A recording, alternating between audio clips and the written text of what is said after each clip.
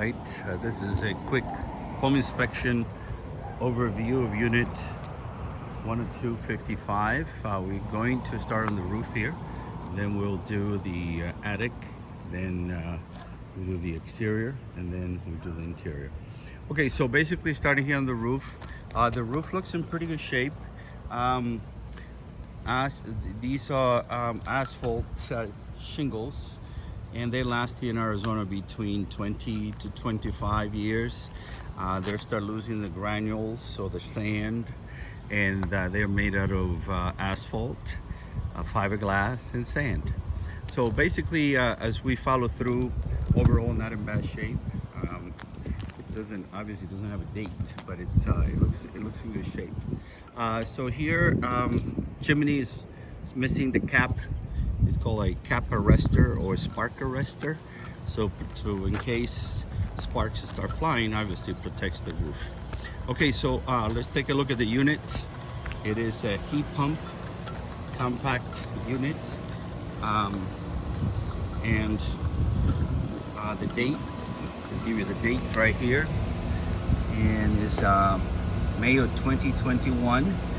It's a Carrier brand. Somewhere in between, not the best, not the worst, but Carrier was the original builders.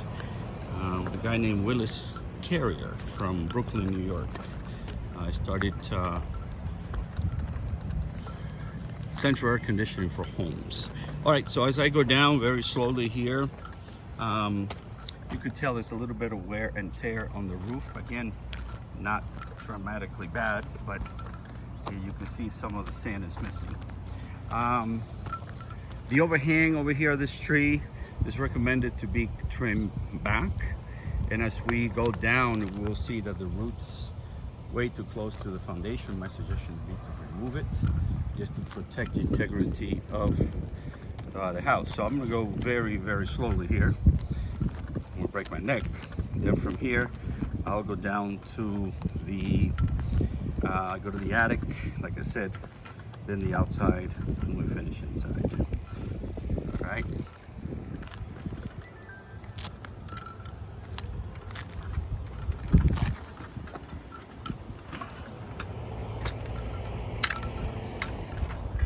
Okay, here we go. Coming down the ladder. Okay, so we're gonna start going back to the attic. The attic has plenty of insulation. It does have some insulation over here on the garage. Before I get to the attic, I'll show you this right here. It's popcorn ceiling. We have it here in the garage, and we have it inside the house. So they recommend that if you're going to remove it, to remove it wet. You don't want to create any dust. So anyway, so here's going into the attic. I'm not going to go all the way in because I already did. So I got pictures and descriptions. It's a little bit of staining on the plywood, probably from previous roofs. So it looks like they also had a swamp cooler at one time, but it's no longer there. So it leaves a little bit of stains. So like I said, there's some insulation here in the garage. You really don't need it, but they have it, plenty of insulation up there. I measured it to be between 9 and 10. It's usually between 7 and 8 on these old homes. So it looks like they have additional insulation, and they put in additional matte insulation. I'm sorry, batt insulation. This B-A-T-T insulation. All right, so we're going to start here. A little bit of crack in the driveway. You can see that the sidewalks have expansion joints. So there's some expansion joints here as well. But concrete cracks, that's the nature of concrete. So we have some of that to repair. You could repair with an epoxy. On this particular walkway here, you could actually cut the corner and pour new concrete, or you can just leave it and put some epoxy on that as well. Here we have this wood chips or wood barks that it's recommended, even though they're treated, chemically treated, they usually lose the chemical treatment, and there would be like buffet for termites. No termites. The company I use is called Action Termites. So they'll give you 1 year warranty that if you do find termites, they will treat them for free. This is the tree that I'm talking about. This is the clean out. It is very close to the tree. We just want to make sure the roots are not in the clean out. Might not be a bad idea to do a scope, which is meaning putting a camera through the drainage. I test the drain by letting everything flow at the same time, and if it backs up on me, then we have problems. But it did not back up. But nevertheless, that's not going inside the drain. Okay, so here's the main shut-off valve. Okay, they have a ball valve. That's a good thing. This is a vacuum breaker. This is a vacuum preventer that belongs to the irrigation system, but it is pretty much frozen in here because it looks like they closed it. Also, the irrigation system is off, so I could not test it because I could not move those valves. This gate is locked, so we have to go around. But I can show you a couple of things in here. I opened this up inside. It has some labels right here, but it's best if they label it right here on the side. Also, inside you got some aluminum wiring.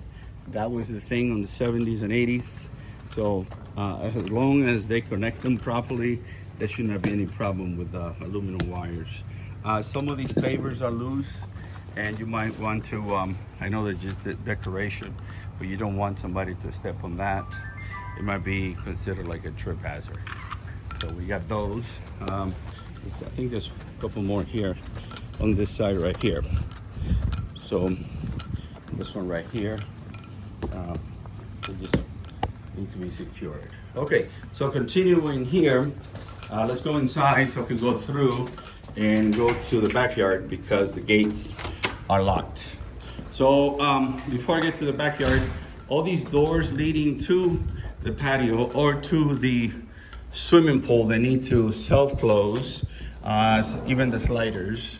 Again, that's a recommendation that if you do have a pool, they need to self-close. We'll do the exterior, then I do the pool. This door right here needs to self-close, and this one as well. So you open it, it has to close by itself.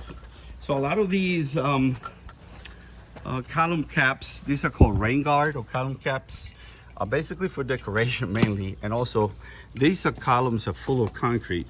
So at the end, they just put a cap. I put an X in all the ones that are loose, and instead of describing column 5 northeast and all that, I just mark it up. Some of the concrete blocks are loose. I'll show you that. This is the automatic filler for the pool. It's good. I tested that. And again, the pool equipment, I'm going to get to that in a minute. So some of these are loose right here. This is called a step cracking, and if I were to push that, it's a little bit loose. You can see that. So they could be secure with an epoxy or concrete mix. This is a variable speed, very quiet. It's missing the ground, so this is grounded right here, but this is not grounded, so it needs to be grounded with a ground wire. This is leaking a little bit here, this valve, you can see, and that's basically on that. Without getting into the pool, the drainage over here is really pretty much shut. It is supposed to drain the water and take it to the side, but as we can see, we're going to see inside, it looks like the water backs up to the side here, and that's probably why they replaced the flooring in the master bedroom.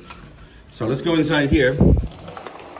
You can see here we got some water stain. It's probably because it was coming from that side. So one option could be small French drain, or also some gutters, put a gutter. These are the old toilets type, very low to the ground. This is in the master, check all that, everything is good here.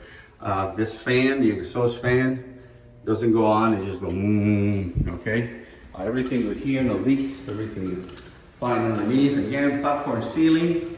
Here we continue. I check all the doors, they have privacy locks on the doors, that's a good thing.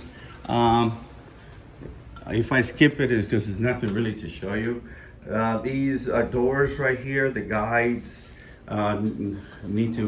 this one needs to be adjusted because the guide at the bottom is not working.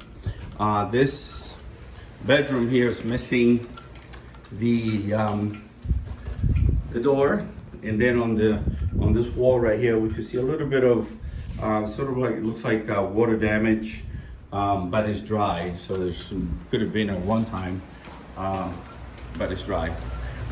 The filter needs to be cleaned, really dirty there. So change the filter.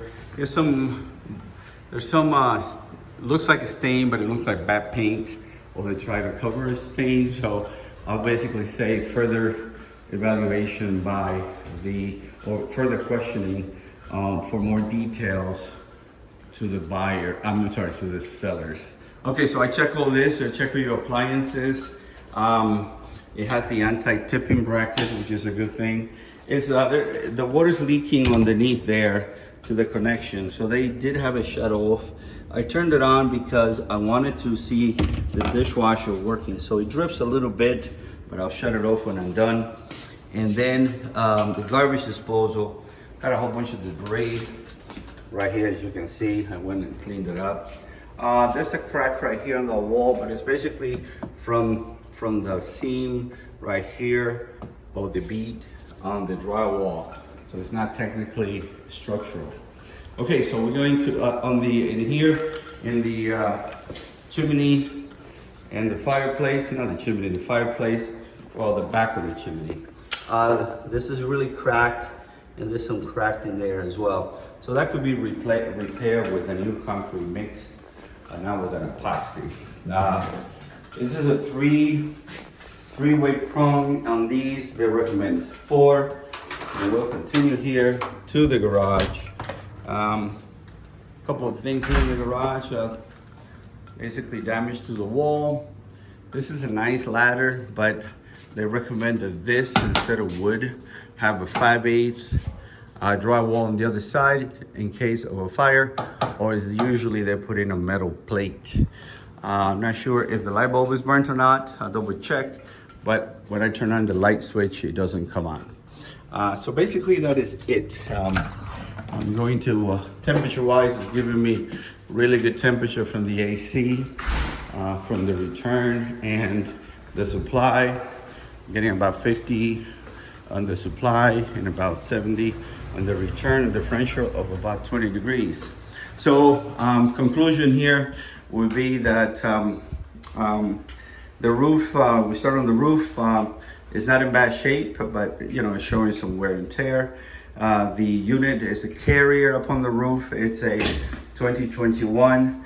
Then the other stuff on the roof would be the chimney needs a spark arrestor, and the tree outside needs to be trimmed on the front yard. As we did the outside, basically fence, some loose columns, nothing really major. Coming inside here, all these, I check all this, I check nothing is leaking other than in the master, under the sink. And in the master bedroom, you can see that there probably has some issues with the water draining against the wall and probably coming into the master.